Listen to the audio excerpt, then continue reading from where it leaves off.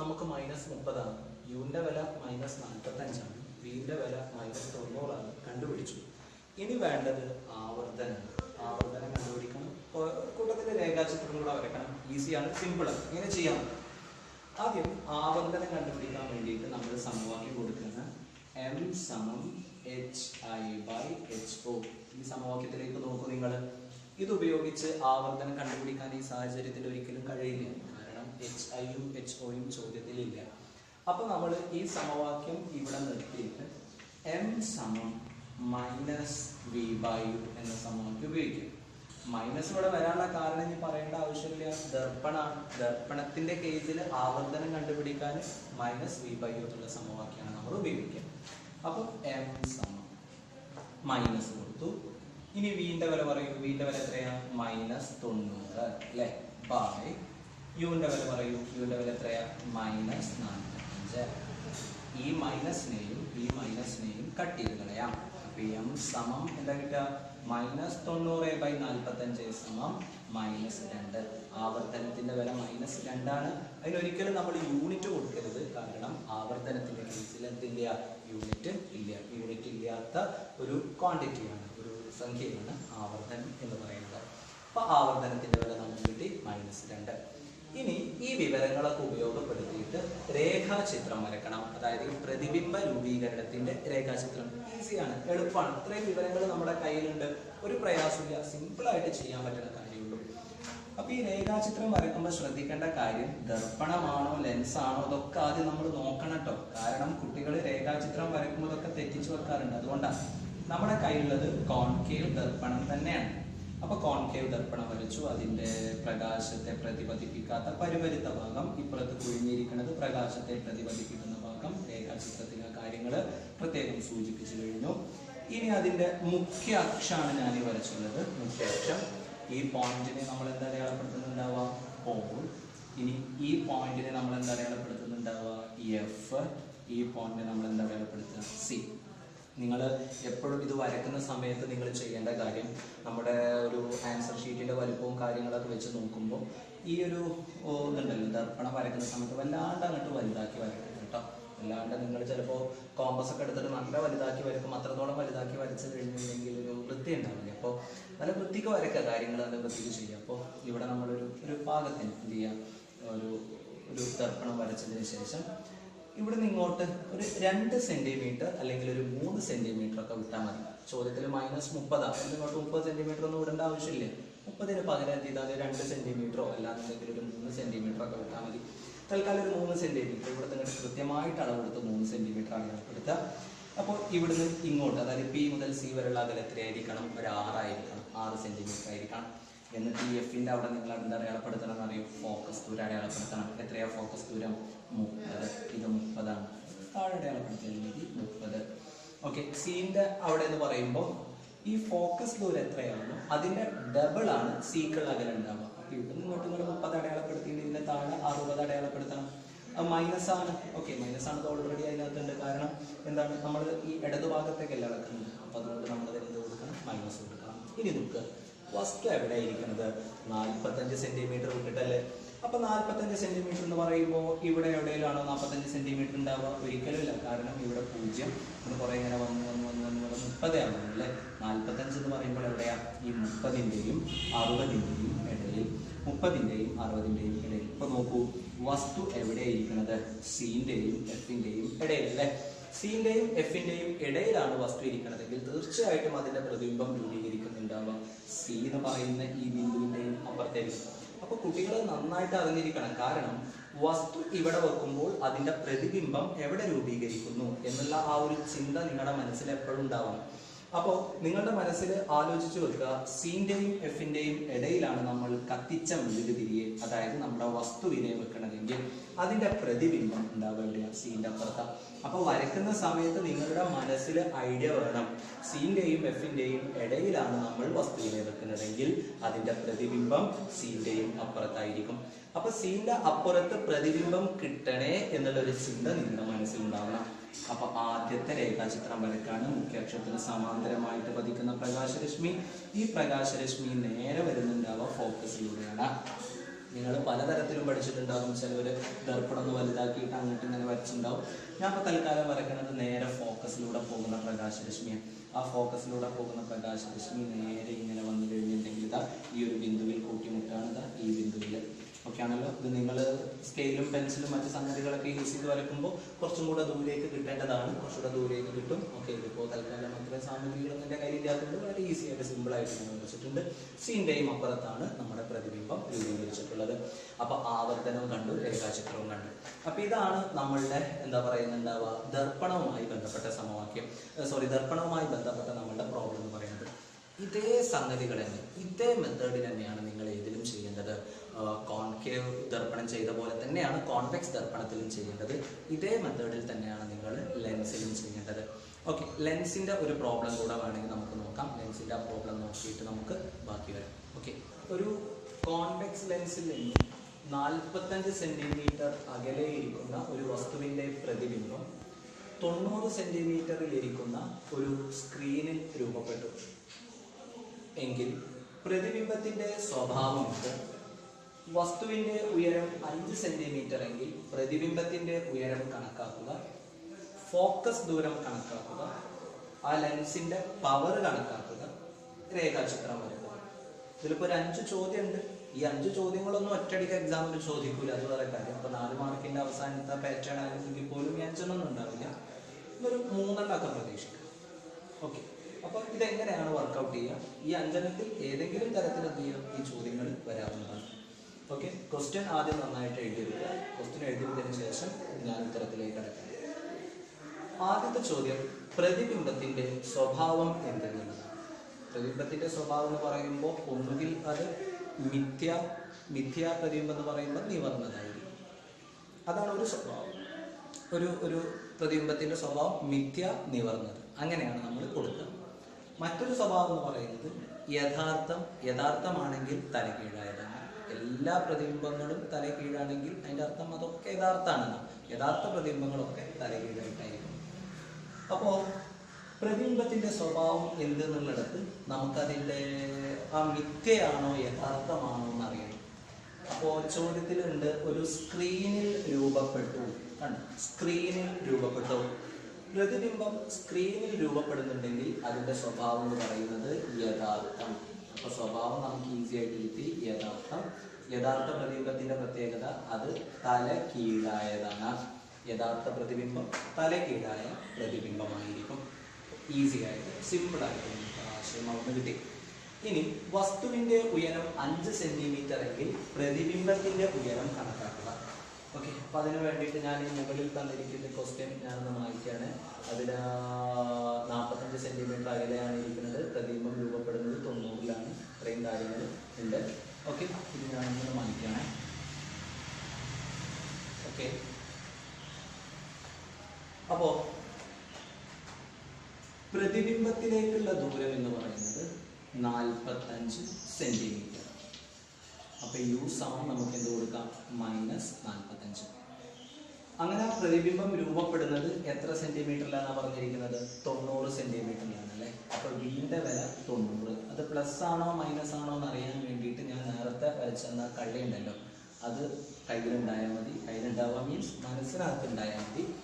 അപ്പോൾ V സമം 90 എന്ന് പറയുമ്പോൾ അതിനകത്ത് നമുക്ക് വായിച്ചു നോക്കുമ്പോൾ കള്ളി നമുക്ക് വർക്കൗട്ട് ചെയ്ത് നോക്കുമ്പോൾ അറിയാൻ പറ്റും. വീന്റെ വില 90. കോൺവെക്സ് ലെൻസ് യഥാർത്ഥ പ്രതിബിംബം ഇതൊക്കെ വെച്ച് നോക്കി പോസിറ്റീവ് ഉണ്ടാകും. അത് പെട്ടെന്നൊന്ന് വരച്ചിട്ട് എങ്ങനെയാണ് ചെയ്യാൻ നമുക്ക് നോക്കാം. കള്ളി പെട്ടെന്ന് നമുക്ക് എങ്ങനെ ചെയ്യാൻ നോക്കാം. ഈ കള്ളി നമ്മുടെ കയ്യിലുണ്ടെങ്കിൽ ഈസി ആയിട്ട് ചെയ്യാൻ പറ്റും. ഇവിടെ ഞാൻ പറഞ്ഞു കോൺവെക്സ്, അത് മറക്കരുത്. ഇവിടെ എന്ത് കൊടുക്കണം, കോൺകേവ്. ഓക്കെ, ഇവിടെ F കൊടുത്തു, ഇവിടെ U കൊടുത്തു, ഇവിടെ V കൊടുത്തു, U കൊടുത്തു, V കൊടുത്തു. ഇങ്ങനെ കള്ളിയാക്കി മാറ്റിയതിനു ശേഷം ഇവിടെ 2 കള്ളി വരച്ച് ഇവിടെ ഇങ്ങോട്ട് കൊടുക്കാൻ പറഞ്ഞിട്ടുണ്ടായിരുന്നു. ഇവിടെ നമ്മൾ ദർപ്പണം അടയാളപ്പെടുത്തി, ഇവിടെ ലെൻസ് അടയാളപ്പെടുത്തി. ഇത്രയും കാര്യങ്ങൾ ചെയ്യുക. കോൺകേവ് ആവുമ്പോൾ നെഗറ്റീവ് നെഗറ്റീവ് നെഗറ്റീവ് നെഗറ്റീവ്, ഇവിടെ മാത്രം പോസിറ്റീവ് പോസിറ്റീവ് പോസിറ്റീവ് പോസിറ്റീവ്, ഇവിടെ നെഗറ്റീവ്. ഓക്കെ, ഇത്രയും കാര്യങ്ങൾ അറിയാവുന്നതാണ്. ഇനി ഇത് കോൺവെക്സ് ലെൻസ് ആണ്. കോൺവെക്സ് ലെൻസിൽ യുവിൻ്റെ വില മൈനസ് ആണ്. ഇനി കോൺവെക്സ് ലെൻസിൽ വീന്റെ വില, കോൺവെക്സിൽ ലെൻസിൽ വീന്റെ വില പോസിറ്റീവ് ആകാം നെഗറ്റീവ് ആകാം. പക്ഷെ നമ്മളിവിടെ എന്തെടുക്കണം, പോസിറ്റീവ് എടുക്കണം. കാരണം ഞാൻ പറഞ്ഞു യഥാർത്ഥ പ്രതിബിംബങ്ങൾക്ക് നമ്മൾ എന്താ കൊടുക്കുന്നത്, പോസിറ്റീവ് ആണ്. അപ്പോൾ വീന്റെ വില 90 സെൻറ്റിമീറ്റർ നോക്കാം.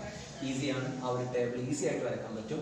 കോൺകേവ് നാലിലേക്ക് നെഗറ്റീവ്, നാലിലേക്ക് നെഗറ്റീവ്, നെഗറ്റീവ്, നെഗറ്റീവ്. പക്ഷെ രണ്ട് കള്ളി വരുന്നിടത്ത് മുകളിൽ നെഗറ്റീവ് കൊടുത്തുകൊണ്ട് താഴെ പോസിറ്റീവ്. ഇനി കോൺവെക്സിൽ പോസിറ്റീവ്, പോസിറ്റീവ്, പോസിറ്റീവ്. യുവിൻ്റെ വില നെഗറ്റീവാണ്. ഇവിടെ ലെൻസിൽ ഇവിടെ പോസിറ്റീവ് കൊടുക്കുക, ഇപ്പോൾ താഴെ വരുന്നിടത്ത് എന്ത് കൊടുക്കുക, നെഗറ്റീവ് എന്ന് കൊടുക്കുക. ഓക്കെ, അപ്പോൾ നമ്മൾക്ക് ഇതിന് വേണ്ടത് പ്രതിബിംബത്തിൻ്റെ ഉയരം കണക്കാക്കുകയാണ്. വസ്തുവിൻ്റെ ഉയരം തന്നിട്ടുണ്ട് 5 സെന്റിമീറ്റർ അല്ലേ. ഓക്കെ, അപ്പോൾ HO വസ്തുവിൻ്റെ ഉയരം എന്ന് പറയുന്നത് 5 സെന്റിമീറ്റർ ആണ്. വസ്തുക്കളെ എപ്പോഴും നമ്മളിങ്ങനെ നിവർത്തിയിട്ടല്ലേ വെക്കുക. അതായത് കത്തിച്ച മെഴുകുതിരിയെ നമ്മൾ ആ മെഴുകുതിരിയുടെ നാളം മുകളിലേക്കല്ലേ ഉണ്ടാവും, അങ്ങനെ താഴ്ത്തിയിട്ടാണ് ഒരിക്കലും. HO സമം എത്രയാണ്? 5 സെന്റിമീറ്റർ. നമ്മൾ കണ്ടുപിടിക്കേണ്ടത് എന്താണ്? HI അല്ലേ. ഓക്കെ, പ്രതിബിംബത്തിന്റെ സ്വഭാവം നമ്മൾ കണക്കാക്കിയിട്ടോ. ഇതിൽ നമ്മൾ വസ്തുവിന്റെ ഉയരമാണ് നമ്മൾ കണക്കാക്കുന്നത്. ഓക്കെ, HI നമ്മൾ കണ്ടുപിടിക്കേണ്ടതുണ്ട്.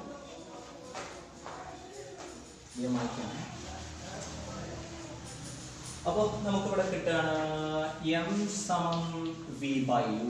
കാരണം നമ്മുടെ കയ്യിൽ ലെൻസ് ആണല്ലേ. അപ്പോൾ M സമം V/U. M സമം HI/HO. ഈ രണ്ട് സമവാക്യങ്ങൾ നമ്മുടെ കയ്യിലുണ്ട്. നമ്മൾ എന്താ ചെയ്യേണ്ടതെന്ന് അറിയാം? രണ്ട് സമവാക്യം കൂടാണ്ട് മിക്സ് ചെയ്യാം. മിക്സ് ചെയ്യാന്ന് പറയുമ്പോൾ രണ്ട് M കാണാനുള്ളതാണ്. അപ്പോൾ HI/HO സമം V/U വരും.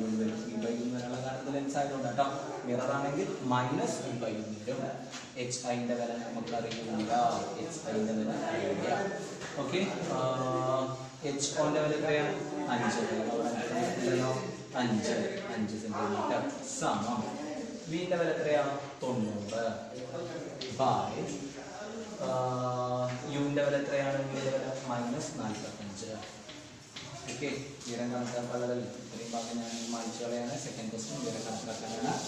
അപ്പോൾ HI സമം 90/-45 എന്ന് പറയുമ്പോൾ -2. 90/-45 -2. ഈ 5 അങ്ങോട്ട് പോയിട്ടുണ്ടെങ്കിൽ 5 × -2 അല്ലേ. 5 × -2.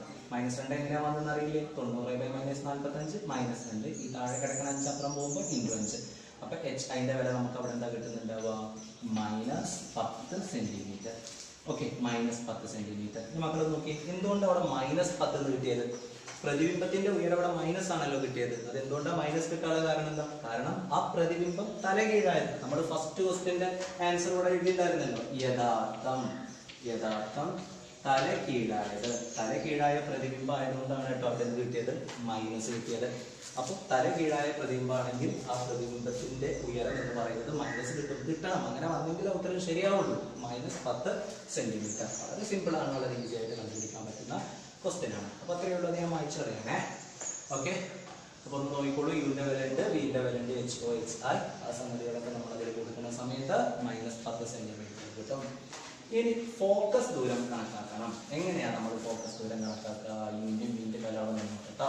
ഓക്കെ, യുവിന്റെയും വിന്റെയും വില കണ്ടെത്താൻ അറിഞ്ഞിട്ടുണ്ടാവുന്ന കരുതാണ് അല്ലെ. കള്ളി നമ്മുടെ കയ്യിലുണ്ടെങ്കിൽ ഈസി ആയിട്ട് യുവിന്റെയും വിന്റെയും വില നമുക്ക് കണ്ടുപിടിക്കാം. എനിവേ, എഫിന്റെ വില കണ്ടുപിടിക്കാണ്.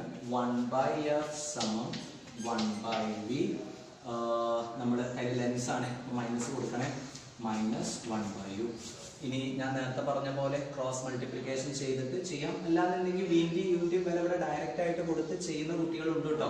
ഓക്കെ, ചിലപ്പോൾ അത് ചെയ്യുന്ന സമയത്ത് എന്തെങ്കിലും തെറ്റ് വരാതിരിക്കാൻ വേണ്ടിയിട്ടാണ് ക്രോസ് മൾട്ടിപ്ലിക്കേഷൻ ചെയ്തിട്ട് എഫിന്റെ സമവാക്യം കണ്ടുപിടിച്ചതിന് ശേഷം വിലകൾ നമ്മൾ അതിൽ കൊടുക്കുന്നത്. ഇനി ഒക്കെ നിങ്ങളുടെ ചോയ്സ് ആണ്. പക്ഷെ ഞാൻ ഈ ചെയ്യുന്ന മെത്തേഡ് നോക്കിക്കോളൂ. 1/f സമം 1/v. 1/90 -1/-45. ഞാനിപ്പോൾ ഈ മെത്തേഡിലൂടെയാണ് ചെയ്യുന്നത്. ഓക്കെ, നിങ്ങൾ ക്രോസ് മൾട്ടിപ്ലിക്കേഷൻ ചെയ്തിട്ട് എഫിന്റെ സമവാക്യം രൂപീകരിച്ച് അങ്ങനെയും ചെയ്യാട്ടോ. ഓക്കെ, തൽക്കാലം ഇങ്ങനെ ഒരു മെത്തേഡ് കൂടെ ഉണ്ട്. ഏത് മെത്തേഡാണ് നിങ്ങൾക്ക് ഈസി എങ്കിൽ ആ മെത്തേഡ് ചെയ്യാം. 1/f സമം 1/90. Minus plus ആവല്ലേ. ഓക്കെ, കണ്ടില്ലേ? 1/90 പ്ലസ് 1/45. ഓക്കെ, ഇനി ഇതിനെ ക്രോസ് മൾട്ടിപ്ലിക്കേഷൻ ചെയ്യാം. അല്ല എന്നുണ്ടെങ്കിൽ എന്ത് ചെയ്യാന്നറിയോ? ഇവിടെ താഴെ 45 അല്ലേ, അതിനെ നമുക്ക് എന്ത് ചെയ്യാം? 2 കൊണ്ട് ഗുണിക്കാം. ഓക്കെ, എന്തിനാ 2 കൊണ്ട് ഗുണിക്കണത്? ഈ താഴെ കിടക്കുന്ന ഡിനോമിനേറ്റേഴ്സ് എന്ത് ചെയ്യാൻ? സെയിം ആക്കാം, ഒരുപോലെ ആക്കാൻ വേണ്ടിയിട്ട്. അപ്പം 1/f സമം ഞാൻ നേരത്തെ ചെയ്ത മെത്തേഡ് ഉണ്ടല്ലോ, ആ മെത്തേഡിലൂടെ നമുക്ക് ചെയ്യാട്ടോ. അതിലേക്കും ഞാൻ വരാം. 2 മെത്തേഡ് ഞാൻ പറഞ്ഞുതരാം. ഓക്കെ, അപ്പൊ 1/90 പ്ലസ് ഇവിടെ നമ്മൾ 2 കൊണ്ട് ഗുണിക്കണം. 90 ആവാൻ. അപ്പൊ മുകളിൽ 2 കൊണ്ട് ഗുണിക്കണം കേട്ടോ. ഓക്കെ, 2/90 90. അപ്പോൾ 1/f എന്താ കിട്ടുന്നുണ്ടാവുക 3/90. അപ്പോൾ എഫ് എന്താ കിട്ടുന്നുണ്ടാവുക വിൽക്രം എടുക്കൂ എന്താ ഉണ്ടാവുക 90/3. 90/3 എന്ന് പറയുമ്പോൾ എഫ് സമം എന്താ കിട്ടുന്നുണ്ടാവുക 30 സെന്റിമീറ്റർ. ഇനി ആ കള്ളി ഉപയോഗിച്ച് ചെക്ക് ചെയ്ത് നോക്കൂ. കോൺവെക്സ് ലെൻസ് ആണെങ്കിൽ എഫിന്റെ വില എന്താ ഉണ്ടാവുക പോസിറ്റീവ് ആണ് 30 മീറ്റർ കിട്ടും. അപ്പോൾ ഒരു മെത്തേഡ് നമുക്ക് ഇങ്ങനെ ചെയ്യാം. ഇതല്ലാതെ ഒരു മെത്തേഡും കൂടെ ഉണ്ട്. ആ മെത്തേഡും കൂടെ ഞാൻ പറഞ്ഞുതരാം. രണ്ട് മെത്തേഡ് ചെയ്താലും ആൻസർ സെയിം ആണ്. നിങ്ങൾക്ക് ഇഷ്ടമുള്ള മെത്തേഡ് എന്ത് ചെയ്യാം നിങ്ങൾക്ക് ചൂസ് ചെയ്യാം. ഓക്കെ, ഈ ഒരു മെത്തേഡ് കൂടെ ഉണ്ട്. ആ മെത്തേഡും കൂടെ ഞാനിവിടെ ഡിസ്കസ് ചെയ്യാൻ വേണ്ടി പോകും. ആ മെത്തേഡ് നമ്മൾ ദർപ്പണത്തിൽ ചെയ്ത അതേപോലെ തന്നെ ആദ്യം ഇതിനെ ക്രോസ് മൾട്ടിപ്ലിക്കേഷൻ ചെയ്യാം. 1/f സമം 1 × u minus 1 × v by v × u.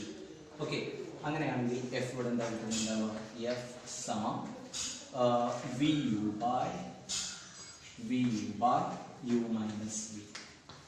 Okay, f സമം ആദ്യം വിന്റെ വില കൊടുക്കൂ. വിന്റെ വില എത്രയാ 90 ഇൻറ്റു യുവിന്റെ വില കൊടുക്കുക എത്രയാ -45 ബൈ യുവിന്റെ വില എത്രയാ യുവിന്റെ വില -45. ഓക്കെ, -45 മൈനസ് വിന്റെ വില എത്രയാണ് 90. എഫ് സമം 90 × 45 എന്ന് പറയുന്ന സമയത്ത് 405 അല്ലേ -405 ബൈ -45 -90 എന്ന് പറയുമ്പോൾ എത്ര ഉത്തരം കിട്ടുന്നുണ്ടാവും 45 -90 എന്ന് പറഞ്ഞാൽ -135. ഓക്കെ, ഇത് ക്യാൻസൽ ചെയ്ത് പോകും. 405 ആവില്ലല്ലോ അവിടെ ഉണ്ടാവുക 4050 അല്ലേ ഉണ്ടാവുക 4050. ഞാൻ 45 കൂടെ ആകുമ്പോൾ സോറി അത് പോസിബിൾ കട്ട് ചെയ്തു. -4050 ബൈ -135 ഗുണിച്ച് ഇവിടെ താഴെ ചെയ്യുന്ന സമയത്ത് മൈനസ് കട്ട് ചെയ്ത് പോയി. എഫ് സമയം ഉണ്ടാവുക 135 കൊണ്ട് നമ്മൾ ഡിവൈഡ് ചെയ്യാണ്. 405 ഡിവൈഡ് ചെയ്താൽ 3 കിട്ടും അല്ലേ 3. 4050 ആയതുകൊണ്ട് 30 സെന്റിമീറ്റർ എന്നായിരിക്കും ഉത്തരം കിട്ടും. അപ്പോൾ രണ്ട് മെത്തേഡ് ചെയ്യുമ്പോഴും ആൻസർ ചെയ്യുമ്പോൾ കിട്ടണം സെയിം തന്നെയാണ്. ബട്ട് ഏതാണ് ഏറ്റവും നല്ല മെത്തേഡ് എന്ന് വെച്ചിട്ടുണ്ടെങ്കിൽ ആ രീതിയിൽ നമുക്ക് ചെയ്യാൻ പറ്റും. അപ്പോൾ ഫോക്കസ് ദൂരം കിട്ടി 30 സെന്റിമീറ്റർ ആണ്. ഇനി നമുക്ക് ചെയ്യേണ്ടത് ഈ ലെൻസിന്റെ പവർ കണ്ടുപിടിക്കണം. പവർ കണ്ടുപിടിക്കാൻ നമുക്ക് ആകെ വേണ്ടത് ഇതിന്റെ ഫോക്കസ് ദൂരമാണ്. ഫോക്കസ് ദൂരം 30 സെന്റിമീറ്റർ ആണ്. പക്ഷേ ആ ഫോക്കസ് ദൂരം നമുക്ക് വേണ്ടത് സെന്റിമീറ്ററിലല്ല മീറ്ററിലാണ്. അപ്പോൾ ലെൻസിന്റെ പവർ കണ്ടുപിടിക്കാൻ പവർ P സമം 1/f. P സമം F സമം 30 സെന്റിമീറ്റർ. ആദ്യം 30നെ നമ്മൾ മീറ്ററിലേക്ക് കൺവേർട്ട് ചെയ്യണം അല്ലേ. എങ്ങനെയാണ് നമ്മൾ മീറ്ററിലേക്ക് കൺവേർട്ട് ചെയ്യുക? എഫ് സമം 30/100. 100 കൊണ്ട് ഹരിച്ചു കഴിഞ്ഞിട്ടുണ്ടെങ്കിൽ എന്ത് ചെയ്യും? അത് മീറ്ററിലോട്ട് കൺവേർട്ട് ചെയ്യും. നമുക്ക് ഈ 0 വെട്ടിക്കളയാം. ബാക്കി 3/10. അതിന് നിങ്ങൾ ഹരിക്കാനൊന്നും പോകണ്ട കേട്ടോ. 0.3 എഴുതാനൊന്നും പോകണ്ട. 3/10 മീറ്റർ എന്ന് തന്നെ എന്ത് ചെയ്യുക ഇവിടെ എഴുതി വെച്ചേക്കാം. അതുകൊണ്ട് ചെറിയൊരു ആവശ്യമുണ്ട് നോക്കിക്കോളൂ. P is equal to 1/. എഫിന് പകരം നമ്മൾ എന്ത് കൊടുക്കുക എന്നറിയോ? 3/10 എന്ന് കൊടുക്കുക. അപ്പോൾ P സമം 1/3/10 എന്ന് പറയുമ്പോൾ നേരെ അതിൻ്റെ വിൽക്രം എടുക്കില്ലേ. അപ്പം എന്താവുക 10/3. 10/3 ചെയ്ത് കൊടുക്കുക. 10/3 ചെയ്യുമ്പോൾ എത്ര ഉത്തരം കിട്ടുക? 3.333 അങ്ങനെ പോകും അല്ലേ. അത്രയും ഡയോപ്റ്റർ എന്നായിരിക്കും നമുക്ക് ഉത്തരം കിട്ടുന്നുണ്ടാവുക. ഓക്കെ, അപ്പോൾ ഇതിപ്പോൾ ചിലർക്ക് ഒരു കൺഫ്യൂഷൻ ഉണ്ടാകും. ഇപ്പോൾ എങ്ങനെ കിട്ടിയെന്നുള്ളതല്ലേ. ഈസിയാണ്. 1നെ 3/10 കൊണ്ട് ഹരിക്കണം. അപ്പോൾ 1 ഇൻറ്റു ഹരിക്കുന്നതിന് പകരം ഗുണിക്കുക എന്തുകൊണ്ട് 10/3 കൊണ്ട്. ഓക്കെ, അപ്പോൾ 1 ഇൻറ്റു 10/3 10/3 എന്ന് പറയുമ്പോൾ 3.3333 അതങ്ങനെ നീണ്ടു പോകും. ഡയോപ്റ്റർ പവറിന്റെ യൂണിറ്റ് എന്ന് പറയുന്നത് ഡയോപ്റ്റർ ആണ്. അത് മറക്കരുത്. പവറിന്റെ യൂണിറ്റ് ഡയോപ്റ്റർ ആണ്. അപ്പോൾ അത്രയും കാര്യങ്ങളാണ് അതിനകത്ത് നമ്മൾ നോക്കേണ്ട കാര്യങ്ങൾ. ഇനി അതിന്റെ രേഖാചിത്രം വരയ്ക്കാൻ വേണ്ടി പറയുന്നുണ്ട്. ആ രേഖാചിത്രം കൂടെ വരച്ചു കഴിഞ്ഞാൽ ആ ക്വസ്റ്റ്യൻ അവിടെ കംപ്ലീറ്റ് ആവും. എങ്ങനെയാണ് നമ്മൾ അതിന്റെ രേഖാചിത്രം വരയ്ക്കുക? ആദ്യം നമ്മളുടെ കോൺവെക്സ് ലെൻസ് കോൺവെക്സ് ആണ്.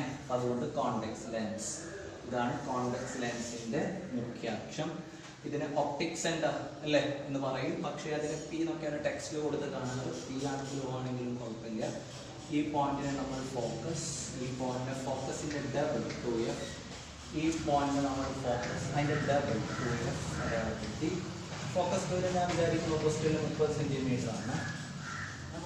ഓക്കെ, അതേപോലെ തന്നെ യു എന്ന് പറയുന്ന അകലെന്ന് പറയുന്നത് 45 സെന്റിമീറ്റർ ആണ്. ഓക്കെ, -45. ബിയിലേക്കുള്ള അകലെന്ന് പറയുന്നത് 90 സെന്റിമീറ്റർ ആണ്. ഇത്രയും കാര്യങ്ങളാണ് നമുക്ക് ചോദ്യത്തിലുണ്ടായിരുന്നത് അല്ലേ. ഓക്കെ, ഇനി എങ്ങനെയാണ് അതിന്റെ രേഖാചിത്രം വരയ്ക്കാൻ നോക്കാം.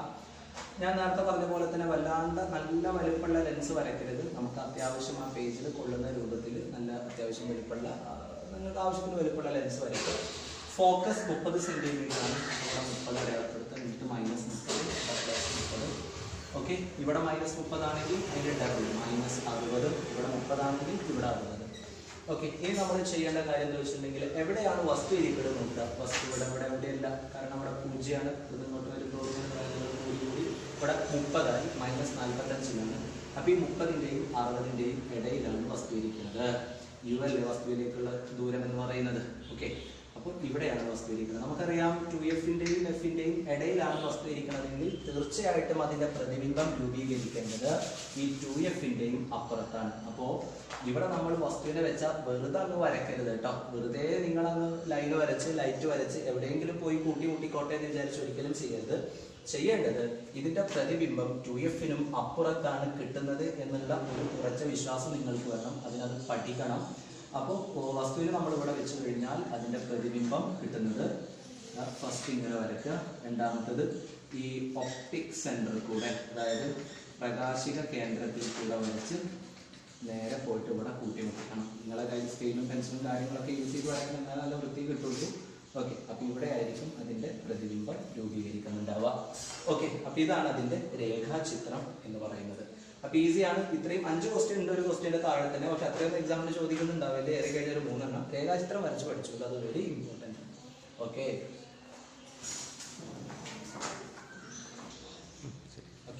ഈ ആവർത്തനം എന്ന് പറയുന്ന ഈ ഒരു സംഭവം ഉണ്ടല്ലോ, ഇത് ഉപയോഗിച്ചുകൊണ്ട് ഒരു പ്രതിബിംബത്തിന്റെ കുറെ സവിശേഷതകളും കാര്യങ്ങളൊക്കെ നമുക്ക് പറയാൻ പറ്റുന്നതാണ്. അപ്പൊ അതെങ്ങനെയൊക്കെ എന്തൊക്കെയാ കാര്യങ്ങൾ എന്തൊക്കെയാ നമുക്ക് നോക്കാം. ഓക്കെ, ഏതായാലും ഇങ്ങോട്ട് ശ്രദ്ധിക്കുക. ആവർത്തനം m സമം നമുക്ക് കിട്ടിയ വില ഒരു -2 ആണെന്ന് കരുതുക. ആവർത്തനം m സമം കിട്ടിയ വില 1 ആണെന്ന് കരുതുക. ഒരു പ്രതിബിംബത്തിന്റെ ആവർത്തനം 1 ആണ്. ഇത് ലെൻസ് ആയാലും മിറർ ആയാലും കുഴപ്പമില്ല കേട്ടോ. ഞാൻ ലെൻസ് മിറർ എന്ന് വെവ്വേറെ തിരിച്ചിട്ടല്ല പറയുന്നത്, രണ്ടും കൂടെ മിക്സ് ചെയ്തിട്ടാണ്. രണ്ടിലും ഒരേ ഐഡിയാസ് ആണ്. സമവാക്യങ്ങളിലും മറ്റു ചില സംഗതികളിലും മാത്രമേ വ്യത്യാസമുള്ളൂ. ഓക്കെ, പക്ഷെ രണ്ടിന്റെയും പ്രതിബിംബ രൂപീകരണം വ്യത്യസ്ത രീതിയിൽ തന്നെ പഠിക്കണം. ഓക്കെ, അപ്പൊ m സമം -2, m സമം 1. മറ്റൊരു ആവർത്തനം നമുക്ക് കിട്ടുന്നത് m സമം -0.5. ഇങ്ങനെ ധാരാളം ആവർത്തനങ്ങളുടെ വില നമുക്ക് കിട്ടിയിട്ടുണ്ട്. ഓക്കെ, ഇത് ഉപയോഗിച്ചിട്ട് എന്തൊക്കെ കാര്യങ്ങളാണ് പറയാൻ പറ്റുന്നത്. ആവർത്തനം നിങ്ങൾ നോക്കുന്ന സമയത്ത് അതിൽ 2 കാര്യങ്ങളാണ് ശ്രദ്ധിക്കേണ്ടത്. ഒന്ന് ആവർത്തനത്തിന്റെ ചിഹ്നം. നോക്കൂ, ഇവിടെ ആവർത്തനത്തിന്റെ ചിഹ്നം എന്താണ്? മൈനസ്. ഇവിടെ നോക്കിയാൽ നിങ്ങൾ ആവർത്തനത്തിന് ചിഹ്നമില്ല എന്ന് വെച്ചാൽ ചിഹ്നമൊന്നുമില്ല എന്ന് പറയാൻ പറ്റുമോ? ഇല്ല, അവിടെ പോസിറ്റീവ് ആണ്. ആവർത്തനത്തിന്റെ ചിഹ്നം പോസിറ്റീവ്. ഓക്കെ, ഇവിടെ നോക്കൂ, ആവർത്തനത്തിന്റെ സൈൻ ഏതാണ്? നെഗറ്റീവ്. അപ്പൊ ആവർത്തനം നെഗറ്റീവ് ആണെങ്കിൽ അതിന്റെ അർത്ഥം എന്താണെന്ന് അറിയോ? ഒന്നും കൂടി ശ്രദ്ധിച്ചോളേ. നമ്മുടെ കയ്യിൽ ഒരു വസ്തു ഇവിടെ ഉണ്ട്. ആ വസ്തുവിന്റെ പ്രതിബിംബം ഇവിടെ രൂപപ്പെട്ടു, തലകീഴായതാ. ഈ തലകീഴായ പ്രതിബിംബങ്ങൾ വരുമ്പോഴാണ് ആവർത്തനം -2 എന്ന് കിട്ടുന്നത്. ഒരു എക്സാമ്പിൾ കൂടെ ഞാൻ പറഞ്ഞത് വ്യക്തമാക്കി തരാം. ഇപ്പോ പ്രതിബിംബത്തിന്റെ ഉയരം ഒരു 2 സെന്റിമീറ്റർ ആണെന്ന് കരുത്. സോറി, വസ്തുവിന്റെ ഉയരം 2 സെന്റിമീറ്റർ ആണെന്ന് കരുത്.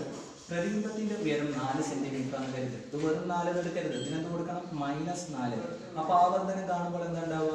m സമം hi/ho. m സമം നമ്മൾ വെറും 4 എന്നാണ് കൊടുക്കുക. ഇല്ല, hi എന്ന് പറയുന്നത് -4. തലകീഴായില്ലേ? ho എന്ന് പറയുമ്പോൾ 2 സെന്റിമീറ്റർ. -4/2 എന്ന് പറയുമ്പോൾ എത്ര ഉത്തരം കിട്ടുന്നുണ്ടാവുക? -2. കണ്ടോ, ആവർത്തനത്തിന്റെ ചിഹ്നം മൈനസായി. എന്തുകൊണ്ട് ആവർത്തനത്തിന്റെ ചിഹ്നം മൈനസ് ആയത്? കാരണം പ്രതിബിംബം തലകീഴായതായിരുന്നു. അപ്പോൾ ആവർത്തനത്തിൽ മൈനസ് ചിഹ്നം കാണുന്നുണ്ടെങ്കിൽ മനസ്സിലാക്കിയേക്കുക, പ്രതിബിംബം തലകീഴായതാണ്. അപ്പൊ തലകീഴായ പ്രതിബിംബം എന്താണ്? യഥാർത്ഥാണ്. അപ്പൊ നോക്കി, ഈ മൈനസ് നോക്കിയിട്ട് നമുക്ക് എന്താ പറയാൻ പറ്റുക? പ്രതിബിംബം തലകീഴായതാണ്. തലകീഴായ പ്രതിബിംബമാണെങ്കിൽ അത് യഥാർത്ഥാണ്. അതായത് പ്രതിബിംബത്തിന്റെ സ്വഭാവം നമുക്ക് അവിടെ പറയാൻ പറ്റും. തലകീഴായ പ്രതിബിംബം യഥാർത്ഥം. നോക്കൂ, ഇവിടെ ആവർത്തനം പോസിറ്റീവ് അല്ലേ, അതിന്റെ അർത്ഥം എന്താ? ഇത് തലകീഴായതല്ല, നിവർന്നത്. നിവർന്ന പ്രതിബിംബം, നിവർന്നത്. നിവർന്നതാണെങ്കിൽ ആ പ്രതിബിംബം യഥാർത്ഥല്ല, മിഥ്യയാണ്. അങ്ങനെയാണെങ്കിൽ ഇതെന്ന് പറയുന്നത് എങ്ങനെ ഉണ്ടാവുക? തലകീഴായ പ്രതിബിംബം. തലകീഴായ പ്രതിബിംബമാണെങ്കിൽ എന്താണ്? യഥാർത്ഥം. ഓക്കെ, അപ്പൊ ഈ ചിഹ്നം നോക്കിയിട്ട് പറയാൻ പറ്റുന്നത് പ്രതിബിംബത്തിന്റെ സ്വഭാവമാണ്. ഇനി ചിഹ്നമല്ലാതെ ഇവിടെ സംഖ്യ ഉണ്ടല്ലോ, സംഖ്യ 2, 1, 0.5. ഈ സംഖ്യ നോക്കിയിട്ട് എന്താണ് പറയാൻ പറ്റുക നമുക്ക് നോക്കാം. അപ്പോ സംഖ്യയിലേക്ക് നോക്കാം. ഫസ്റ്റ് സംഖ്യ 2 ആണ്. ഈ 2 എന്നുള്ള സംഖ്യ ഉപയോഗിച്ചിട്ട് നമുക്ക് എന്താ പറയാൻ പറ്റുമെന്ന് അറിയോ? കേൾക്കണേ. ആവർത്തനത്തിന്റെ വില 2 ആണെങ്കിൽ, അതായത് 1ൽ കൂടുതലാണല്ലേ 2. 1 എന്ന് പറയുന്ന സംഖ്യനേക്കാൾ വളരെ വലുതാണ്. വളരെ വലുത് മീൻസ് 1നേക്കാൾ വലുതാണ് 2. അതിന്റെ അർത്ഥം എന്താണെന്നറിയോ? പ്രതിബിംബം വസ്തുവിനേക്കാൾ വലുതാണെന്ന. പ്രതിബിംബം വലുതാണെന്ന. പ്രതിബിംബം വലുതാണ്, എൻലാർജ്ഡ് ആണ്. പ്രതിബിംബം വലുതായതുകൊണ്ടാണ്. ഇനി ആവർത്തനത്തിന്റെ വില നോക്കൂ, 1. അതിന്റെ അർത്ഥം എന്താണെന്നറിയോ? ആവർത്തനത്തിന്റെ വില 1 ആണ് കിട്ടണമെങ്കിൽ വസ്തുവിനും പ്രതിബിംബത്തിനും ഒരേ വലുപ്പമാണ്. വസ്തുവിന്റെ വലുപ്പം എത്രയാണോ അതന്നെയാണ് പ്രതിബിംബത്തിനുണ്ടാവുക. ഇനി ആവർത്തനത്തിന്റെ വില 0.5 ആണല്ലേ. 0.5 എന്ന് പറയുമ്പോൾ 1നേക്കാൾ ചെറുതാണ്. 1നേക്കാൾ ചെറുതാണെന്ന് പറയുമ്പോൾ വസ്തുവിനേക്കാൾ ചെറുതാണ് പ്രതിബിംബം. വസ്തുവിനേക്കാൾ ചെറുത്, വസ്തുവിനേക്കാൾ ചെറുത്. ഇത്രയും കാര്യങ്ങളാണ് നമുക്ക് ആവർത്തനം നോക്കിയിട്ട് പറയാൻ പറ്റുക.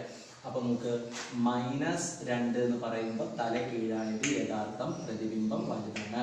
+1 എന്ന് പറയുമ്പോൾ നിവർന്നത് മിഥ്യ, വസ്തുവിന്റെ അതേ വലുപ്പം. -0.5 എന്ന് പറയുമ്പോൾ എങ്ങനെ ഉണ്ടാവുക? തലകീഴായത് യഥാർത്ഥം, അതേപോലെ തന്നെ വസ്തുവിനേക്കാൾ ചെറുതാണ് പ്രതിബിംബം. അപ്പൊ ആലോചിക്കുക, പ്രതിബിംബം 1 ആണെങ്കിൽ, ആവർത്തനം 1 ആണെങ്കിൽ, ആവർത്തനത്തിന്റെ വില 1 ആണെങ്കിൽ വസ്തുവിനും പ്രതിബിംബത്തിനും ഒരേ വലുപ്പം. ആവർത്തനത്തിന്റെ വില 1നേക്കാൾ കൂടുതലാണെങ്കിൽ m, അതായത് ആവർത്തനം വലുതാണ്, 1നേക്കാൾ വലുതാണെങ്കിൽ, ആവർത്തനം 1നേക്കാൾ വലുതാണെങ്കിൽ അതിന്റെ അർത്ഥം എന്താണെന്നറിയോ? പ്രതിബിംബം വലുതാണ്, പ്രതിബിംബം വലുതാണ്. ഇനി ആവർത്തനത്തിന്റെ വില 1നേക്കാൾ ചെറുതാണ്. ആവർത്തനം ചെറുതാണ്, ഇതിനേക്കാൾ 1നേക്കാൾ, അതായത് പ്രതിബിംബം ചെറുതാണ് എന്നർത്ഥം. ആവർത്തനത്തിന്റെ വില 1 ആണെങ്കിൽ 2നും ഒരേ വലുപ്പമാണ്. ഈ ഒരു കോൺസെപ്റ്റ് നിങ്ങളുടെ മനസ്സിലുണ്ടായിക്കോട്ടെ. ഇത് വെരി ഇമ്പോർട്ടന്റ് ആണ്. അത് ഉപയോഗിച്ച് ചോദ്യങ്ങൾ വന്നു കഴിഞ്ഞാൽ ഈസി ആയിട്ട് നിങ്ങൾക്ക് അത് ആൻസർ ചെയ്യാൻ പറ്റും. പവർ എന്ന് പറയുമ്പോൾ ലെൻസിന് മാത്രമേ ഉള്ളൂ പവർ. ദർപ്പണത്തിന് പവർ എന്ന് പറയുന്ന ഒരു സംഭവം നമുക്ക് പഠിക്കാനില്ല. ലെൻസിന്റെ പവർ. അപ്പോൾ പവർ നോക്കിയാൽ നിങ്ങൾ power +2 dioptre, power -3 dioptre, power +1.66 dioptre എന്ന് കാണാൻ പറ്റുന്നല്ലേ. അപ്പൊ ഈ പവർ ഉപയോഗിച്ച ഒരു ക്വസ്റ്റ്യൻ എങ്ങനെയാന്ന് വെച്ചിട്ടുണ്ടെങ്കിൽ, ഈ ലെൻസ് ഏതാണെന്നുള്ളത് കണ്ടുപിടിക്കാൻ ഈ പവർ മതി. അതായത് പവറിന്റെ ചിഹ്നം പോസിറ്റീവ് ആണെങ്കിൽ അതിന്റെ അർത്ഥം അത് കോൺവെക്സ് ലെൻസ് ആണ്. ആ ചിഹ്നം നോക്കിയിട്ടാണ് നമ്മുടെ പരിപാടി. ചിഹ്നം നോക്കി കഴിഞ്ഞിട്ടുണ്ടെങ്കിൽ ഈസി ആയിട്ട് നമുക്ക് ആ ലെൻസ് ഏതാണെന്ന് ഐഡന്റിഫൈ ചെയ്യാൻ പറ്റും. +2 ഡയോപ്റ്റർ എന്ന് പറയുന്നത് കോൺവെക്സ് ലെൻസ് ആണ്. ആ 2 നോക്കിയിട്ടല്ല കേട്ടോ കോൺവെക്സ് എന്ന് പറഞ്ഞത്, പ്ലസ് ചിഹ്നം നോക്കിയിട്ടാണ്. ഇനി -3 ഡയോപ്റ്റർ, ഈ 3ക്ക് വലിയ കാര്യം ഇപ്പൊ തൽക്കാലം ഇവിടെ ഇല്ല. ലെൻസ് ഏതാണെന്ന് അറിയാൻ ഈ ചിഹ്നമാണ് നോക്കേണ്ടത്. അവിടെ ചിഹ്നം എന്ന് പറയുന്നത് മൈനസ് ആണ് അല്ലേ. ഓക്കെ, മൈനസ് ആയതുകൊണ്ട് തന്നെ നമ്മൾ ആ ലെൻസ് എന്ന് പറയുന്നത് ഏതാണ്ടാവുക? കോൺകേവ് ആണ്. അപ്പൊ തീർച്ചയായിട്ടും ഈ മൂന്നാമത്തെ ലെൻസ് ഇപ്പൊ ഞാൻ പറഞ്ഞു തരേണ്ട ആവശ്യമില്ല, നിങ്ങൾക്ക് ഈസി ആയിട്ട് ചെയ്യാൻ പറ്റുന്നതാണ്. കോൺവെക്സ് ലെൻസ് തന്നെയാണ്, കോൺവെക്സ് ലെൻസ് തന്നെയാണ്. ഓക്കെ, ഇങ്ങനെ ലെൻസുകൾ തിരിച്ചറിഞ്ഞാൽ ഒരു ഗുണം എന്താ? ഈ ലെൻസുകൾ ഏതൊക്കെ അസുഖങ്ങൾക്ക് ഉപയോഗിക്കുന്നു എന്നുള്ളൊരു ചോദ്യം നിങ്ങൾ കണ്ടിട്ടുണ്ടാവും ചിലപ്പോൾ അല്ലേ. അപ്പൊ അതായത് കോൺവെക്സ് ലെൻസ് നമ്മൾ ഉപയോഗിക്കുന്നുണ്ടാവുക നമ്മളുടെ മയോപ്പിയ എന്ന് പറയുമ്പോൾ നമ്മളുടെ ഹ്രസ്വദൃഷ്ടി. കോൺകേവ് ലെൻസിനെ നമ്മൾ ഉപയോഗിക്കുന്നുണ്ടാവുക ദീർഘദൃഷ്ടി. ഇത് കട്ട് ചെയ്യണം ഡൗട്ട് അറിയാം. അപ്പോൾ കോൺവെക്സ് ലെൻസ് ഏതാണെന്ന് അറിഞ്ഞു കഴിഞ്ഞാൽ ആ കോൺവെക്സ് ലെൻസ് ഉപയോഗിക്കുന്ന അല്ലെങ്കിൽ കോൺവെക്സ് ലെൻസ് ഉപയോഗിക്കേണ്ട സന്ദർഭങ്ങൾ ദീർഘദൃഷ്ടിയുള്ള ആളും അതുപോലെ തന്നെ വെള്ളെഴുത്തിനാണ്. കോൺകേവ് ലെൻസ് ഉപയോഗിക്കേണ്ടത് ഹ്രസ്വദൃഷ്ടിയുള്ള ആളാണ്. കോൺകേവ് ലെൻസ് ഉപയോഗിക്കേണ്ടത് ഹ്രസ്വദൃഷ്ടിയുള്ള ആളാണ്. അത്രയും കാര്യങ്ങളും കൂടെ എന്ത് ചെയ്യുക